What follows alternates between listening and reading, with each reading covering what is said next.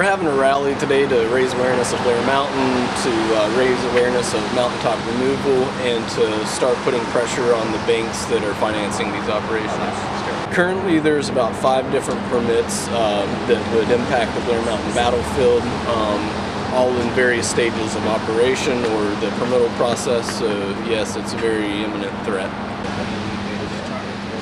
Do you live around there? Yeah, I live about 8 miles away from there. What's life like now compared to years gone by? Well, I mean, it's getting more and more depopulated. Blair only has like maybe 32 houses left, but there were once hundreds. There was a thriving community at one time, you know.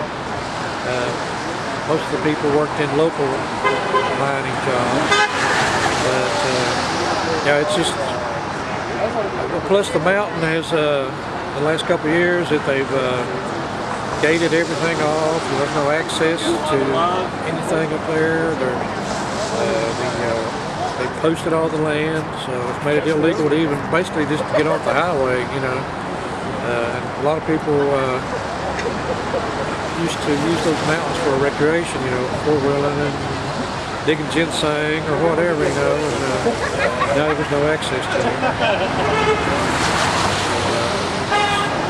They're basically just isolating everything, making it so miserable for people that they're hoping they'll all leave, I guess. I love to be home, I love to be in the mountains, I love to be doing the things that make me connected with my environment. So to get me on a protest thing is very difficult. But when it comes to Blair Mountain, there's certain things you just can't stay home. You've got to go. Just like I don't think any of the rednecks of that day wanted to be there. They certainly didn't want to be killed and shot at. But there's certain things that you got to just say, I've got to. So I've got to be here, and I am. I love our history. I love our land. I was born in Logan County on Buffalo Creek. I can't go visit any of those places, but I want Logan to have a history, and it should be not just Don Chafin's history. His place is on the National Register. Blair Mountain and our mining history are not, and that's a shame. So let's get our history. I think it's a value because West Virginia is facing tough changes. We don't know what's going to happen beyond coal, and it's very unpredictable. Maybe our history at home is a key.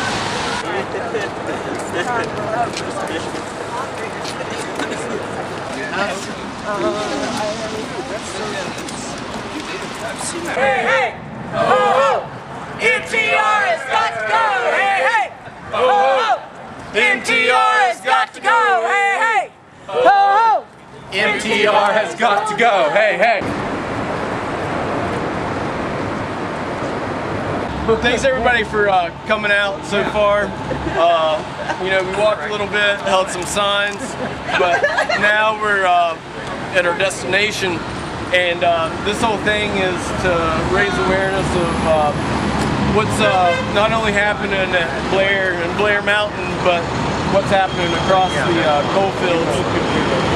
And one of the things, if these companies didn't have large amounts of cash to back them and to finance these operations, then they wouldn't be able to operate the way that they do. And so we're wanting to start putting pressure on the banks. Some of our friends out in California just now released a investor report detailing 9 of the banks behind Arch Coal and how that a lot of the funding that goes on violates their internal lending commitments.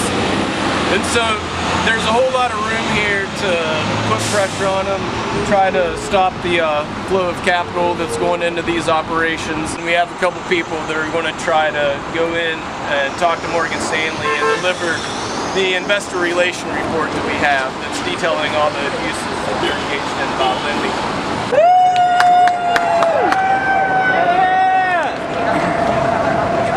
They wouldn't even let us talk to them or deliver any message. It's not a secretary, so I was a security guard. How far did you make it? Yeah, the revolving door, we went in and it spit us back out. The security guards wouldn't let us up to talk to Morgan Stanley, and so now it's on to the next step and trying to go further with initiating that conversation. We care, save Blair! We care, save Blair! We care, save Blair! We care, save Blair! We care, save